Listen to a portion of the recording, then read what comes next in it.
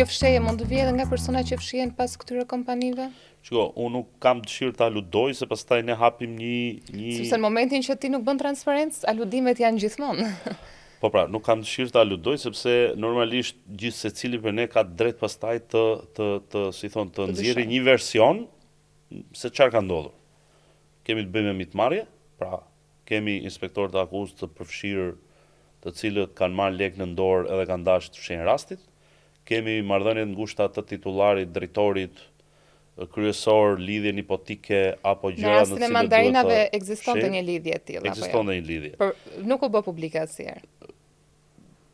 Të paktën unë e kam shprehur në media. Në fakt edhe ka qenë bidës e përmend edhe këtuja që zëvendës ministri ka qenë vetë prodhues dhe eksportues i mandarinave.